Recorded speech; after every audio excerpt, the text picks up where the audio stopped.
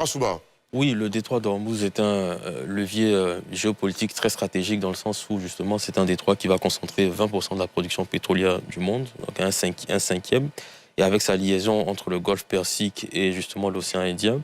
Donc aujourd'hui, quand l'Iran décide de faire un blocage sur ce passage, il y a une pression qui est là quelque part sur les États-Unis et ses alliés. Mais c'est aussi un risque pour l'Iran elle-même parce que justement c'est un pays qui dépend fortement des exportations maritimes, donc forcément le carnet de commandes va être impacté. Et donc l'économie mondiale sera plus ou moins menacée. Imaginons un seul instant que Singapour décide demain de bloquer le détroit de Malacca. Quel serait justement l'impact qu'il y aurait dans le monde quand on sait que ce détroit-là concentre 30% quand même du commerce mondial. Mais la question qu'on peut se poser aujourd'hui, c'est quel impact pour nous, les Africains, notamment nous, les Africains de l'Ouest.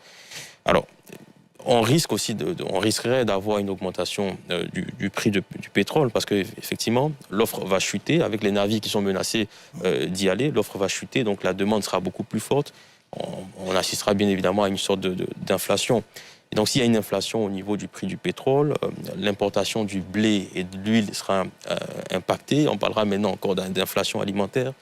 Et le carburant va forcément augmenter parce qu'il faut expliquer le carburant, c'est le produit final. Il y a le pétrole d'abord qui part. Le pétrole brut d'abord qui part on va dire de l'Asie, du Moyen-Orient, qui part parfois en Europe, qui est raffiné, qui nous est renvoyé ici sous forme de carburant.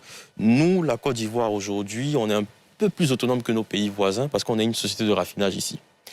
Mais on est toujours quand même sujet à cette inflation-là, parce que vous avez tout à l'heure parlé du risque d'assurance qu'on appelle le War Risk Insurance. Justement, donc les entreprises de transport naval vont être impactées par cela. Les coûts de transport vont augmenter, comme je l'ai dit tantôt. Et donc l'importation du pétrole